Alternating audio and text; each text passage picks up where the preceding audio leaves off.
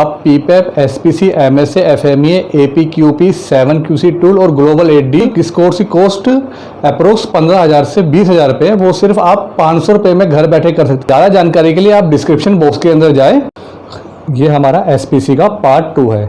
आपने एसपीसी का पार्ट 1 पहले देख लिया। टोटल हमारे एसपीसी के पार्ट 5 एसपीसी के पार्ट मैंने वीडियो बनाई हुई है, क्योंकि एसपीसी का कोर्स ऑनलाइन करवाने के लिए पूरा एसपीसी कवर करना जरूरी है। तो आप पूरी की पूरी पाँचों की पाँचों वीडियो ज़रूर देखें। तो चलिए शुरू करते हैं। SPC chart for all occasion. SPC chart जो है वो हमारा वेरिएबल के लिए बनता है और एट्रीब्यूट के लिए बनता है। वेरिएबल हमारा डाटा है कि नहीं है, नहीं है तो हमारा एट्रीब्यूट बनेगा, है तो हमारा वेरिएबल बनेगा। अब वेरिएबल के अंदर हमारा रोटेशनल सब ग्रुप है कि नहीं है। रोटेशनल सब ग्रुप मतलब कि जैसे कि हमारा ऑनलाइन जब प्रोडक्शन होती है तो एक बार में एक दिन के अंदर 200, 300, 500, 1000 पीस ऐसे बन रहे हैं कि नहीं बन रहे हैं। मतलब हर 2 मिनट, 5 मिनट या 10 मिनट में लगातार पीस निकल रहे हैं कि नहीं निकल रहे हैं। रोटेशनल सब ग्रुप है कि नहीं है। अगर नहीं है तो I&MR चार्ट बनता है। I&MR चार्ट तब बनता है जब हमारा दिन के अंदर सिर्फ 1 या 2 पीस की प्रोडक्शन होती है।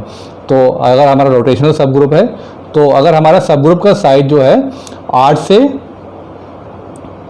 कम है, मतलब एक बार के अंदर हम 5 पीस के सैंपल लेके आते हैं या 7 पीस के या 8 पीस तक के मैक्सिमम सैंपल लेके आते हैं, तो हमारा X/R चार्ट बनता है। और अगर हम सैंपल साइज जो है 8 से ज़्यादा लेते हैं तो उस कंडीशन में हमारा X/S चार्ट बनता है। जनरली हम मैक्सिमम 90% X/R चार्ट ही बनाते हैं। ऑटोमोबाइल इंडस्ट्री के अंदर I&MR चार्ट भी नहीं बनता है और X/S चार्ट को भी लोग प्रेफर नहीं करते, तो सिर्फ X/R चार्ट बनता है। इसके बाद आता है हमारा एट्रीब्यूट। एट्रीब्यूट के अंदर हमारे 2 तरीके के होते हैं। एक होता है हमारा डिफेक्टिव, एक होता है हमारा डिफेक्ट का। अगर हमारा डिफेक्टिव है तो डिफेक्टिव के अंदर अगर हमारे कॉन्स्टेंट सैंपल साइज है तो हमारा NP और P चार्ट बनेगा, और अगर हमारा कांस्टेंट सैंपल साइज नहीं है तो हमारा P चार्ट बनता है। वहीं अब डिफेक्टिव के बाद अगर हम आते हैं डिफेक्ट के ऊपर। डिफेक्ट में अगर हमारा कांस्टेंट सैंपल साइज है तो C और U चार्ट बनेगा, और अगर कांस्टेंट सैंपल साइज नहीं है तो हमारा U चार्ट बनता है।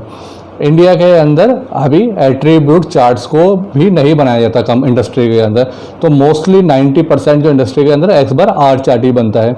तो चलिए अब आगे चलते हैं। How to find problem in a process. किसी प्रोसेस के अंदर प्रॉब्लम को हम कैसे फाइंड करेंगे। प्रोसेस लोकेशन से। Mean of the process show the location of process, it is mean value or say average value. मतलब मान के चले जो ये ग्रीन सा जो ये लाइन बनी हुई है ये हमारे कस्टमर की स्पेसिफिकेशन है, और ये जो बीच की लाइन है ये हमारे कस्टमर की एवरेज है, और जो ये रेड वाली जो लाइन है ये हमारे प्रोसेस की एवरेज है, और इसका जो सेंटर है ये। तो जो हमारे कस्टमर स्पेसिफिकेशन से प्रोसेस की जो स्पेसिफिकेशन का जो मीन जो शिफ्ट हो रहा है, ये जो लोकेशन जो शिफ्ट हो रही है, इससे हमारे को पता चलता है कि हमारे प्रोसेस के अंदर प्रॉब्लम है। Note how much our process location is shift from customer location is tell that how much roast is our process is running. मतलब कस्टमर मीन से जो है हमारा प्रोसेस का मीन जितना शिफ्ट हो रहा है उतना ही ज़्यादा हमारा मटेरियल जो है ख़राब बन रहा है। स्प्रेड से भी हमें पता चलता है कि हमारा प्रोसेस सही चल रहा है, ख़राब चल रहा है। Standard deviation, spread also called depression. Spread को हम डिप्रेशन भी कहते हैं। The average distance between the individual number and the mean, it is denoted by sigma. जो स्प्रेड को हम सिग्मा भी कहते हैं। जैसे कि मान के चले जो ये ग्रीन वाली लाइन है ये हमारी है कस्टमर की स्पेसिफिकेशन। मतलब कस्टमर ने हमारे को दे रखा है 10 ± 0.2, तो ये हमारी कस्टमर की स्पेसिफिकेशन है। और जो ये रेड वाली लाइन है ये हमारी है प्रोसेस की स्पेसिफिकेशन। तो कस्टमर ने मांगा हमसे 10 ± 0.2 यहाँ से यहाँ तक, पर हमारा आ रहा है 10 ± 0.3, तो ये हमारा स्प्रेड ज़्यादा हो रहा है। इसको ही जो अगर स्प्रेड ज़्यादा हो रहा है तो ये भी एक प्रॉब्लम होती है, इससे हमारे प्रोसेस के अंदर प्रॉब्लम का पता चलता है। Note to find variation of process multiply 6 sigma to standard deviation और सिग्मा। मतलब कितनी प्रोसेस के अंदर वेरिएशन है उसको फाइंड करने के लिए हमें 6 से स्टैंडर्ड डेविएशन को मल्टीप्लाई करना होता है। स्टैंडर्ड डेविएशन को हम सिग्मा भी कहते हैं। जैसे कि कस्टमर वॉइस इज 0.30।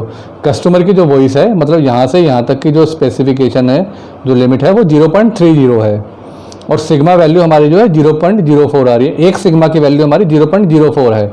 तो यहाँ से यहाँ तक 6 सिग्मा बनते हैं। 1 सिग्मा, 2 सिग्मा और ये तीसरा सिग्मा, और ऐसे ही यहाँ पर प्लस के 1 सिग्मा, प्लस का 2 सिग्मा, प्लस का 3 सिग्मा, यहाँ पे माइनस का 1 सिग्मा, माइनस का 2 सिग्मा और माइनस का 3 सिग्मा, टोटल ये 6 सिग्मा हो जाते हैं। जो 6 सिग्मा, 6 को जब हम सिग्मा से जब मल्टीप्लाई करेंगे तो प्रोसेस की वॉइस हमारी क्या आई 0.24। कस्टमर की रिक्वायरमेंट क्या थी 0.30। तो प्रोसेस जो है वो हमारा गुड है। ये जो एग्जाम्पल है वो इस वाले का नहीं है, ये एग्जाम्पल मैंने अलग लिया है। इस वाले एग्जाम्पल के अकॉर्डिंग जो ये रेड वाली लाइन है इसके अंदर आएगी। Note to, if our process spread is less than customer spread then our process is in good condition. मतलब कि जो हमारे प्रोसेस का जो स्प्रेड है, जो ये रेड वाली लाइन है, ये इस ग्रीन लाइन के अगर अंदर में आ रही है तो हमारा प्रोसेस अच्छा चल रहा है। It is thumb rule that if our process sigma value is less then process is running in good condition because sigma is process variation. मतलब जो ये सिग्मा है जो है ये हमने 6 × 0.04 जो मल्टीप्लाई करा था, जो सिग्मा की वैल्यू अगर कम होगी तो हमारे प्रोसेस के अंदर वेरिएशन भी कम होगी। इसको आपको समझने में थोड़ी सी मुश्किल हो रही होगी, बट जब मैं इसका जब आप इसका पार्ट 3 और पार्ट 4 जब देख लेंगे तो उसके बाद जब दोबारा से इस पार्ट 2 को देखेंगे तो आपको ये बहुत अच्छे से समझ में आ जाएगा, क्योंकि पार्ट 3 और पार्ट 4 के अंदर मैंने पूरी की पूरी कैलकुलेशन बताई हुई है कैसे कैसे इसको कैलकुलेट करना है। शेप, इसकी जो शेप है, अगर शेप ऐसी दी हुई है, अगर शेप भी शिफ्ट हो रही है तो उससे भी हमारे को पता चलता है कि हमारे प्रोसेस के अंदर कुछ ना कुछ प्रॉब्लम है या फिर कोई ना कोई वेरिएशन है। Now main SPC. अब जो मेन एसपीसी की बात करते हैं जिसके अंदर हमारा एक्स बार आर चार्ट है, जो मैंने आपको शुरुआत में बताया। For better understanding see control chart videos. X bar R chart को अच्छे से समझने के लिए आप पहले कंट्रोल चार्ट की वीडियो देख लेना। कंट्रोल चार्ट की वीडियो हमारे 7QC टूल के अंदर दी हुई है, उसके अंदर एक्स बार चार्ट क्या होता है और एक्स बार चार्ट को कैसे बनाते हैं वो दिया हुआ है। तो इसको समझने के लिए अब इसमें CP क्या होता है, calculate process capability. Process capability को हम कैसे कैलकुलेट करते हैं, CP का फॉर्मूला होता है हमारा USL माइनस LSL बटा 6 सिग्मा। USL हमारे होता है अपर स्पेसिफिकेशन लिमिट, LSL होता है हमारा लोअर स्पेसिफिकेशन लिमिट बटा 6 सिग्मा। तो CP क्या हुआ, कस्टमर स्पेसिफिकेशन। जो USL माइनस LSL होता है इसको हम कस्टमर स्पेसिफिकेशन भी कहते हैं या फिर हम इसे वॉइस ऑफ कस्टमर भी कहते हैं। और जो हमारा 6 सिग्मा होता है वो हमारा प्रोसेस की स्पेसिफिकेशन होती है जिसे हम वॉइस ऑफ प्रोसेस भी कहते हैं। Example, let's assume a dimension 20 ± 0.20। मान के चलते हैं एक डायमेंशन है हमारी 20 ± 0.20। तो इसके अंदर जो है 20.20 जो है वो USL हो गया, अपर स्पेसिफिकेशन लिमिट हो गई, और जो है 19.80 जो है वो हमारा LSL हो गया, जो कि हमारी लोअर स्पेसिफिकेशन लिमिट होती है। तो हमारी कस्टमर स्पेसिफिकेशन क्या है, USL minus LSL 20.20 minus 19.80 equal to 0.40। जो हमारे कस्टमर ने इसमें स्पेसिफिकेशन दे रखी है वो हमारी 0.40 दी हुई है। और प्रोसेस की स्पेसिफिकेशन क्या होती है, वो होती है हमारी 6 सिग्मा। 6 को हम सिग्मा से मल्टीप्लाई करते हैं। सिग्मा का एक फॉर्मूला होता है, मैं इसको थोड़ा आगे में बताऊंगा। तो अभी हम एज्यूम करते हैं कि सिग्मा की वैल्यू हमारी 0.04 है। तो जो 6 × सिग्मा जब हम करेंगे 6 × 0.04 तो इक्वल टू आया 0.24। तो हमारा प्रोसेस की स्पेसिफिकेशन कस्टमर की स्पेसिफिकेशन से कम है। तो इसका मतलब ये है कि हमारा CP सही आ रहा है। तो CP कैसे निकला, USL माइनस LSL बटा 6 सिग्मा। 0.40 हमारा कस्टमर स्पेसिफिकेशन आया और 0.24 प्रोसेस स्पेसिफिकेशन आया। तो 0.40 अपॉन 0.24 क्या हुआ हमारा 1.67 हमारा CP आ रहा है। रिक्वायरमेंट टू फाइंड CP को फाइंड करने के लिए हमारे को क्या क्या रिक्वायरमेंट हो रही है। To find CP we have required process sigma only. तो CP को जो निकालना होता है उसके लिए हमारे को सिर्फ प्रोसेस सिग्मा का पता होना चाहिए, क्योंकि USL LSL ये कस्टमर की स्पेसिफिकेशन थी हमारे पहले से ही होता है, सिर्फ ये सिग्मा की हमारे को ज़रूरत होती है। इसके बाद लिमिटेशन ऑफ CP की क्या लिमिटेशन होती है, CP shows only spread of the process, it does not show the location of the process. जो CP है, जो ये रेड वाली लाइन है, ये हमारा प्रोसेस की कितनी स्प्रेड है ये तो शो कर देता है, पर प्रोसेस की लोकेशन क्या है, जो हमारा प्रोसेस यहाँ पर लाई कर रहा है, यहाँ पर लाई कर रहा है, या प्रोसेस मीन पे लाई कर रहा है, इस चीज़ को हमारा CP शो नहीं करता। ये हमारे CP की लिमिटेशंस होती है। For a truly capable process spread must be smaller to customer specification. मतलब कि हमारे जो प्रोसेस की स्पेसिफिकेशन है वो कस्टमर की स्पेसिफिकेशन से कम होनी चाहिए, तभी हमारा प्रोसेस अच्छा रनिंग होगा। Compare voice of process with customer voice, मतलब प्रोसेस की वॉइस से कस्टमर की वॉइस को कंपेयर करते हैं। तो ये है हमारा एक डिस्ट्रीब्यूशन इसके अंदर हमारे को दे रखा है यूएसएल एलएसएल। यूएसएल एलएसएल क्या है, हमारा कस्टमर की स्पेसिफिकेशन दे रखी है। और ये जो है एक्स बार जो है ये हमारा मीन है। जो एक्स बार जो मीन है ये हमारा प्रोसेस का भी मीन है और हमारा कस्टमर का भी मीन है, क्योंकि यहाँ पर दोनों का मीन हमने सेम ले रखा है। प्रोसेस और कस्टमर का मीन दोनों का हमने सेम ले रखा है। तो वॉइस ऑफ प्रोसेस क्या है, वो हमारी वॉइस ऑफ प्रोसेस हमारी ये शो कर रही है। तो वॉइस ऑफ प्रोसेस जो है हमारे कस्टमर की वॉइस से कम है, तो इसका मतलब जो हमारा प्रोसेस है वो हमारा सही चल रहा है। अब जो प्रोसेस का जो स्टैंडर्ड डेविएशन या हम जिसको सिग्मा कहते हैं उसको कैसे कैलकुलेट करते हैं, इसका जो सिग्मा है वो सीपी और सीपी के लिए दोनों के लिए सेम ही तरीके से कैलकुलेट किया जाता है। दोनों का फॉर्मूला एक ही होता है।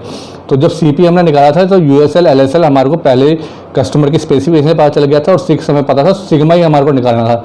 तो सिग्मा निकालने का फॉर्मूला होता है हमारा आर बार बाय D2, और D2 जो है वो हमारा कांस्टेंट चार्ट से निकलता है। जैसे कि अगर हमने कोई सैंपल साइज ले रखे हैं, एक बार में हम 5 पीस चेक करके आ रहे हैं और हमें 100 पीस की रीडिंग ले रहे हैं, तो हम 20 बार में 5 पीसों को चेक करके 100 पीस पूरे करते हैं। तो एक बार में हमने 5 पीस चेक करे तो हमारे D2 की वैल्यू 2.326 होगी।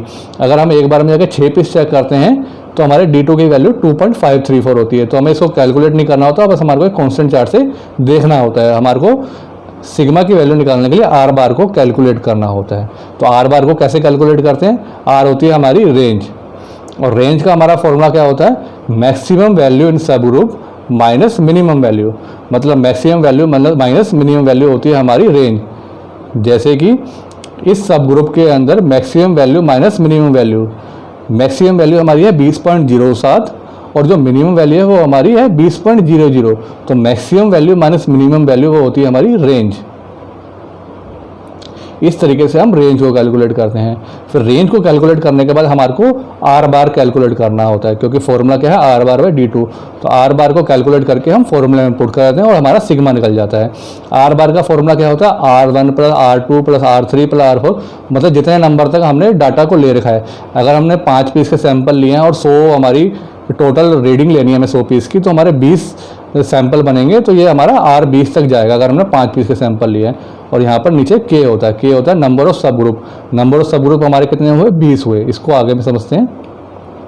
जैसे कि हमने रीडिंग ली, 5 अक्टूबर को हमने 5 पीस लिए, 6 अक्टूबर को हमने 5 पीस लिए, 7 को हमने 5 पीस लिए, हमें 100 पीस का डाटा लेना है। तो यहाँ पर हम जो नंबर ऑफ सब ग्रुप है वो हमारे कितने बनेंगे, 20 बनेंगे, क्योंकि 100 पीस का डाटा लेने के लिए 20 पंजे 100, डेली हम जाके 5 पीस का डाटा ले रहे हैं, तो 20 दिन तक हम चेक करेंगे। तो ये K क्या हुआ, वो हमारा नंबर ऑफ सब ग्रुप्स हुआ। और जो सैंपल साइज है, हम एक बार में कितने पीस चेक करके आ रहे हैं, 5 पीस चेक कर रहे हैं, तो ये हमारा सैंपल साइज हो जाता है। और हमारा R1 R2 क्या होता है, जैसे यहाँ पर R1 R2 दे रखा है, तो R1 हमने जो पहले दिन जो चेक करा था इसकी maximum value minus minimum value, वो हो गया हमारा R1।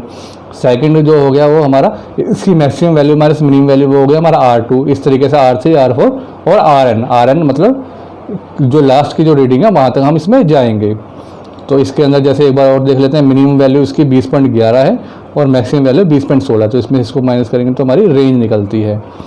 तो इस तरीके से हम आर बार को कैलकुलेट करते हैं। अब इसके कैलकुलेट प्रोसेस कैपेबिलिटी इंडेक्स, जिसको हम CPK कहते हैं। तो CPK कैलकुलेट करने के लिए हमारे पास पहले 2 फॉर्मूले होते हैं, जिसके पहले हमें CPU और CPL निकालना होता है। CPU और CPL के अंदर जो छोटा होता है उसको ही हम CPK मानते हैं। तो CPU का हमारा फॉर्मूला क्या होता है, USL माइनस X डबल बार बटा 3 सिग्मा, और CPL का फॉर्मूला क्या होता है, S डबल बार माइनस LSL बटा 3 सिग्मा। S डबल बार जो है वो हमारा मीन होता है। Whichever is minimum from CPU and CPL will be CPK। CPU और CPL में से जो भी छोटा होगा वो हमारा CPK होता है। Requirement to find CPK, CPK हम क्यों फाइंड करते हैं, to find CPK we have required process sigma and location of process. मतलब कि CPK से हम प्रोसेस का जो लोकेशन है उसको फाइंड करने के लिए हम CPK निकालते हैं। कैलकुलेशन फॉर एग्जांपल CPK निकालने के लिए कुछ कैलकुलेशन है, उसको एक बार समझ लेते हैं। Suppose drawing dimension is 10 plus minus 0.30। Drawing की डायमेंशन 10 प्लस माइनस 0.30 है। सो USL क्या हुआ हमारा, इसके अंदर 10.30 जो है वो हमारा USL हुआ, और LSL जो हुआ वो हुआ हमारा 9.70। 10 में से जब हमने 0.30 घटाया तो 970 हमारा LSL हुआ। Suppose process sigma is 0.1। इसको 0.1 हम मान लेते हैं सिग्मा को। सिग्मा निकालने का मैंने फॉर्मूला आपको पहले बताया, आर बार बटा d2, आप उस तरीके से भी निकाल सकते हैं। And mean x bar is 10.10, mean जो है उसको हमने 10.10 मान लिया। 10 मीन को निकालने के लिए मैं अभी आपको आगे में समझाऊंगा। तो मीन को हमने 10.10 मान लिया। CPU क्या है हमारा, USL माइनस x डबल बार। तो USL हमारा जो है वो 10.30 है, और जो है माइनस x डबल बार हमारा मीन होता है। मीन हमने सपोज करा 10.10, तो USL माइनस मीन 10.30 माइनस 10.10 बटा 3 सिग्मा। 3 इंटू सिग्मा, सिग्मा हमने 0.1 माना था, तो 3 इंटू सिग्मा हमारा क्या आया, ये 0.667 आया। इसी तरीके से हम CPL निकालेंगे। CPL होगा हमारा मीन माइनस LSL। मीन हमारा है 10.10 और LSL है हमारा 9.70। तो मीन 10.10 में से जब हमने 9.70 माइनस करा और बटा में 3 सिग्मा, 3 इंटू 0.10 करा तो हमारा 1.33 आया। इन दोनों में से जो छोटा है वो है हमारा 0.667। तो इसी को हम CPK कहेंगे। CPK यही है हमारा 0.667। तो हम जो है इसके लिए x बार और x डबल बार को निकालना सीखते हैं। तो x डबल बार जो हमारे को CPK निकालने के लिए जो x डबल बार जो निकालना था उसको कैसे निकालते हैं ये सीखते हैं। तो पहले x डबल बार निकालने के लिए पहले हमें x बार निकालना होगा, और x बार का हमारा फॉर्मूला होता है x1 plus x2 plus xn, मतलब जहाँ तक वो उसकी लास्ट वैल्यू वहाँ तक बटा में n होता है। n होता है साइज ऑफ सब ग्रुप। तो जो है हमारा n जो है वो सैंपल ऑफ साइज है, जैसे कि x1, x2, x3, x4, x5 जो हमने एक बार में जाके जो हम 5 सैंपल लेते हैं वो है हमारा। अब इसका जो है वो हम एवरेज निकालेंगे। पहले वाले का हमने एवरेज निकाला, इन पाँचों का हमने एवरेज निकाल के बटा 5 डाला, मतलब 20.07 प्लस 20.05 प्लस 20.01 प्लस 20 प्लस 20.02 बटा में 5। एंड जो है इसकी जो वैल्यू है वो ये जो 5 सब ग्रुप है 5 बटा 5 डाला, तो जो इसकी एवरेज आई वो आई हमारी 20.03। इसी तरीके से हम दूसरे वाले के निकालेंगे 19.97 प्लस 19.91 प्लस 19.96 प्लस 19.90 प्लस 19.96 बटा 5, और उसके जो मीन निकलेगा x बार जो निकलेगा वो हमारा 19.94 आएगा। तो इस तरीके से हम x बार निकालते हैं। अब हम सीखते हैं x डबल बार कैसे निकालते हैं। x डबल बार का फॉर्मूला होता है हमारा x बार 1 प्लस x बार 2 प्लस x बार 3 प्लस x बार k तक। k होता है हमारा नंबर ऑफ सब ग्रुप, जो यहाँ पर हम जो है ना वो k जो है वो हमारा नंबर ऑफ सब ग्रुप है। जैसे कि हमने यहाँ पे 5 पीस का सैंपल साइज लिया है जो n लिया है, और हमारे को 100 पीस का डाटा लेना है, तो हमारा जो k की वैल्यू है वो 20 होगी। k की वैल्यू हमारी 20 हो जाएगी, क्योंकि एक बार में हम 5 पीस का डाटा लेंगे तो 20 पंजे 100, तो हमारा k हमारा 20 हो जाएगा। यहाँ पे जो हमने पहले जो हमने निकाला था वो हमने x1 जो निकाला था वो ये था, x2 निकाला था, x3 निकाला था, xk निकाला था। तो जो ये वैल्यू निकली है अब इसको हम x यहाँ पे पुट कर देंगे, x1 plus x2 plus x3 plus x4 plus जो लास्ट की वैल्यू xk। तो यहाँ पे 20 वाला जो 20 नंबर की जो वैल्यू उसको पूरा का पूरा पुट करके यहाँ पे बटा 20 करेंगे, तो जो निकलेगा वो हमारा x डबल बार तो मीन निकलेगा। इसी को ही हम यहाँ पर पुट करते हैं USL minus x double bar formula आप सीख गए होंगे। तो आगे चलते हैं। What is histogram and how to make histogram. जब आप SPC करेंगे तो SPC करते टाइम आपको हिस्टोग्राम कैसे बनाना है, क्या क्या उसके स्टेप होते हैं वो बनाना सीखना पड़ेगा, और साथ में ही आपको कंट्रोल चार्ट कैसे बनाना है वो सब कुछ भी आपको बनाना सीखना पड़ेगा। इसमें कौन कौन से फॉर्मूला लगते हैं और कैसे कैसे बनता है वो सब कुछ आपको सीखना पड़ेगा। तो हिस्टोग्राम की मैं पहले ही वीडियो बना चुका हूँ, व्हाट इज हिस्टोग्राम, हिस्टोग्राम में क्या क्या थ्योरेटिकल है वो सारा का सारा इस वीडियो के अंदर है, पार्ट 1 के अंदर, और हिस्टोग्राम को कैसे बनाया जाता है वो पार्ट 2 के अंदर है। तो इस तरीके से आप हिस्टोग्राम बनाना सीखे SPC के साथ साथ में। तो आल्सो रीड फ्रॉम PDF, इसकी जो PDF है जो आपको डिस्क्रिप्शन बॉक्स में मिलेगी वहाँ से भी आप इसको पढ़ सकते हैं। What is control chart and how to make control chart, control chart क्या होते हैं कैसे बनाने हैं, कंट्रोल चार्ट की भी मैंने वीडियो बनाई हुई है। What is control chart part 1, इसके अंदर हमारा थियोरेटिकल पार्ट है, और how to draw control chart इसके अंदर हमारा प्रैक्टिकल है, मतलब कैसे हम कंट्रोल चार्ट बनाते हैं ये पार्ट 2 के अंदर है। इसको आप अपना PDF के अंदर भी देख सकते हैं, जो PDF है वो आपको डिस्क्रिप्शन बॉक्स में मिल जाएगी। तो इन दोनों को आपको पहले बनाना आना चाहिए SPC के साथ में, और इसके अंदर क्या क्या फॉर्मूले वो इसके अंदर दिए हुए हैं।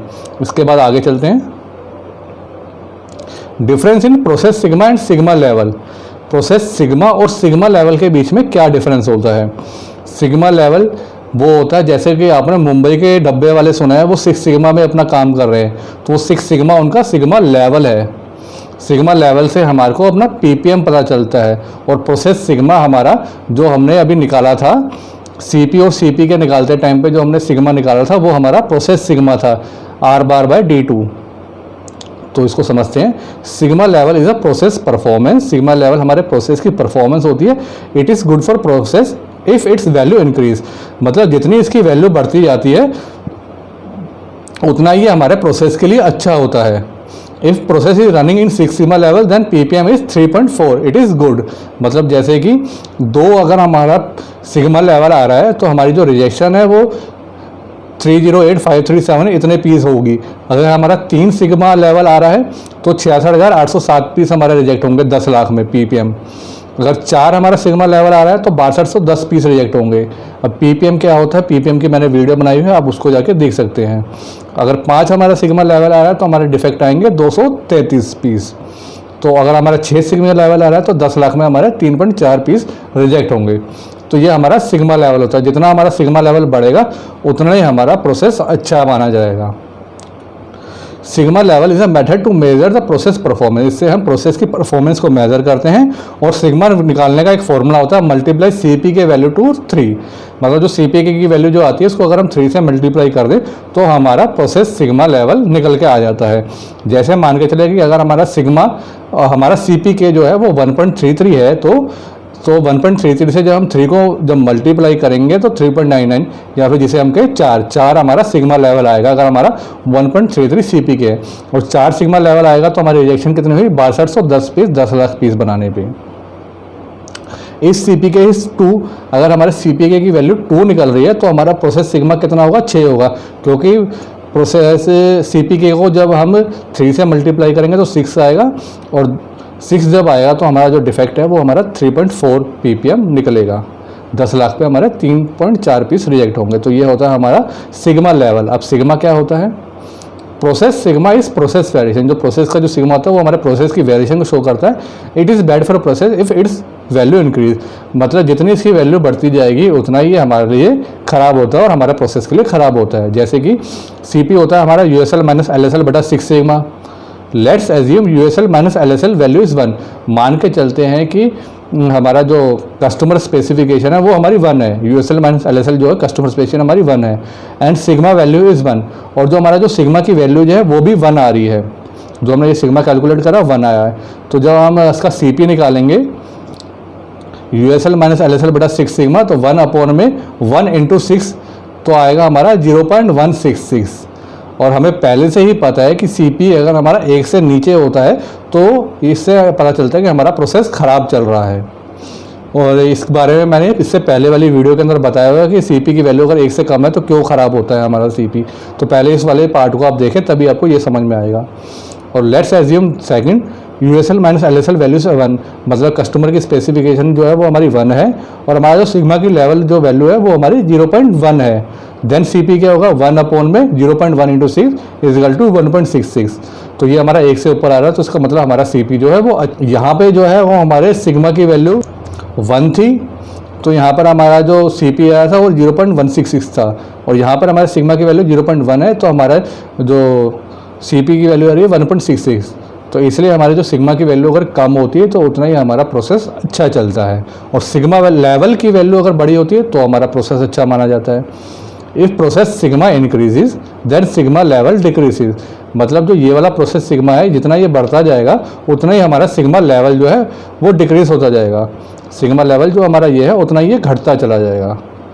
अगर and if process sigma decreases, जो ये हमारा प्रोसेस सिग्मा ये घटता जाएगा तो उतना ही हमारा सिग्मा लेवल बढ़ता चला जाएगा, जो कि गुड है ये, और उतना बढ़ता चला जाएगा। तो ये होता है प्रोसेस सिग्मा और सिग्मा लेवल के बीच में डिफरेंस। अब इसके बाद ये है what is PP and PPK. PP क्या होता है और पीपीके क्या होता है। PP stand for process performance. PP से हमारा प्रोसेस की परफॉर्मेंस पता चलता है and PPK stand for process performance indicates, मतलब पीपीके से हमारा प्रोसेस परफॉर्मेंस इंडेक्स पता चलता है। इसको भी कैलकुलेट करने का फॉर्मूला होता है सेम CP एंड CP के formula is use to find PP and PP के। PP और PP के फाइंड करने के लिए भी हम CP और CP के जैसा सेम फॉर्मूला ही यूज़ करते हैं। जैसे CP के लिए हमारा USL माइनस LSL बटा सिग्मा होता था, तो PP के लिए भी वही सेम है। और CPK के लिए हमारा था मीन माइनस LSL बटा 3 सिग्मा या फिर USL माइनस मीन बटा 3 सिग्मा। इन दोनों से जो कम आएगा वो हमारा PPK या फिर CPK माना जाता है। बट इसके बीच में एक डिफरेंस है। The difference in PP and PPK is we use to root mean square method to find sigma. मतलब PP और PPK निकालने के लिए जो सिग्मा जो निकालते हैं PP और PPK में, वो हम रूट मीन स्क्वायर मेथड या हम जिसको RMS मेथड कहते हैं उस तरीके से निकालते हैं। जैसे सिग्मा जो निकालना है under root summation x minus x bar square बटा n-1, इस तरीके से हम PP और PPK के लिए सिग्मा की वैल्यू निकालते हैं। और CP और CPK के लिए वैल्यू निकालने के लिए हम R बार बाय D2 मेथड का यूज़ करते हैं। ये इन दोनों के बीच में डिफरेंस होता है। इसके अलावा in PP and PPK there is no need to find control chart. PP और PPK बनाते टाइम पे हमारे को कंट्रोल चार्ट बनाने की ज़रूरत नहीं होती, और CP और CPK के टाइम पे हमें कंट्रोल चार्ट बनाने होते हैं। Generally PP and PPK is find in 30 to 50 readings और मैक्सिमम 100 रीडिंग। मतलब PP और PPK के लिए हमारा को 100 पीस की रीडिंग लेने की कोई ज़रूरत नहीं होती। 30 से 50 पीसों की रीडिंग में ही हम PP और PPK की वैल्यू फाइंड आउट कर लेते हैं। बट CP और CPK के लिए हमें 100 पीस की रीडिंग लेनी होती है। In CP and CPK we take regular production parts and PPK we take parts randomly from a load। मतलब CP और CPK निकालने के लिए हमारे को जैसे कि 1 घंटे के अंदर हम 5 पीस लेके आ रहे हैं, तो 8 घंटे की शिफ्ट से हर घंटे जाके हम 5 पीस लेके आ रहे हैं, या फिर 1 दिन में हम 5 पीस लेके आ रहे हैं। तो इस तरीके से हम CP और CPK के टाइम पे हम लेते हैं जिसके अंदर हमारी रेगुलर प्रोडक्शन होती है। और PPK के अंदर हम रैंडमली कोई लोड बना हुआ पड़ा है उसी में से 50 पीस 40 पीस उठा कर ले आएंगे और उसकी ही हम रीडिंग ले लेते हैं। उस तरीके से हम PP और PPK फाइंड करते हैं। इसके लिए हमारे को रेगुलर प्रोडक्शन की जरूरत नहीं होती PP और PPK के लिए। In CPK we ensure process is running on common cause. CP और CPK के लिए हम ये एंश्योर करते हैं कि हमारा प्रोसेस कॉमन काउस में चल रहा है कि नहीं चल रहा है। बट PP और PPK के अंदर हम इसको एंश्योर नहीं करते कि हमारा कॉमन काउस में चल रहा है या कॉमन काउस में नहीं चल रहा है। कॉमन काउस क्या होते हैं, इसको वो मैंने अपनी कंट्रोल चार्ट्स की वीडियो के अंदर बताया हुआ, तो आप उसके अंदर देख लेना कॉमन काउस क्या होते हैं। और PPK we don't ensure process is running in common cause. Common cause में है कि नहीं है हमारा प्रोसेस, इसके लिए हम इसका इंश्योर नहीं करते। CP और CPK फाइंड आउट करते के अंदर अगर हमारा प्रोसेस कॉमन काउस में नहीं चल रहा होता है तो जो एबनॉर्मल जो रीडिंग आ रही होती है उसको हम अलग कर देते हैं। CPK is use when mass production is running. CPK तब यूज़ करते हैं जब हमारी मास प्रोडक्शन रनिंग हो रही होती है। And PPK is use generally on development time when the load size is very small and there is no continuous production. मतलब PPK का यूज़ टाइम पे करते हैं जब डेवलपमेंट हमारी हो रही होती है, डेवलपमेंट स्टेज के ऊपर हमारी कंटिन्यूस प्रोडक्शन नहीं होती, तो उसके अंदर जो हमारा लोड साइज होता है तो रैंडमली हम 50 एक पीस या 60 पीस उठा के उससे हम PPK निकालते हैं।